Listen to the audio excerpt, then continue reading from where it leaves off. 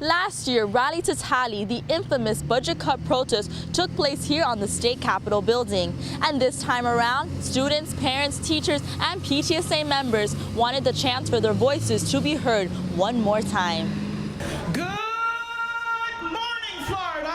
Rally to Tally 2 was no joke this year as the media went abuzz over this statewide school protest. NBC6 even visited our school, John A. Ferguson, to get the inside scoop on what it takes to get there.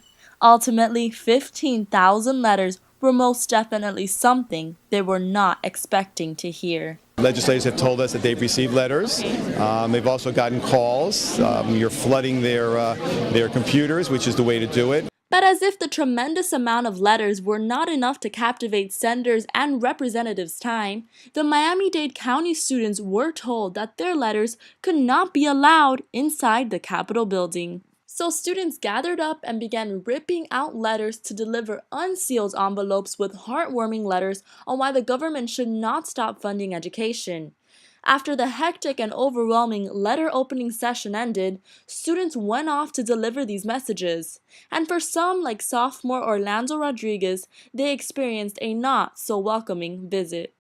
You know, we went up to the secretary and we told her we have some letters for her. And she said, that's a lot of letters. She picks one out, she kind of skims through it, she opens it, she skims through it, and she's like, okay, that'll be all. Although it wasn't over because the rally was just getting started. Students, teachers, parents, administrators, school board members, you name it, were all there marching into Tallahassee to make their point. No more cuts! No more cuts! No more cuts! No more cuts!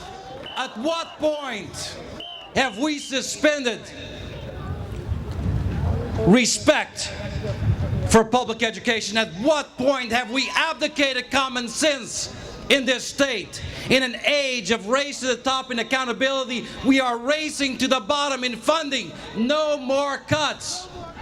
Democratic Party, Republican Party, and if the advocates did not make a point during the rally, they sure hope to have their voices heard during press conference meetings held throughout the day in the Capitol, including one with Superintendent Alberto Carvalho, school board members Dr. Marta Perez, Ana Rivas Logan, and Agustin Barrera. Also, Representative Julio Robaina and Ron Saunders were present, to just name a few. Students in turn listened intently and then asked questions to get the facts straight. I think it's great that the students are up here because they're advocates. They really care about their education, and they need to come up and talk to legislators and tell them education can be properly funded and teachers should be properly treated. There's a couple bills here that are very bad, and it's great that you're here because you're able to tell us why you think they're bad and hold us accountable for our votes. It's civics in action. I'm glad that y'all are here. Right now, what they've done for us is they've gone anywhere from a 15% cut to our budget down to a 0.7. Even 0.7% is unacceptable to me.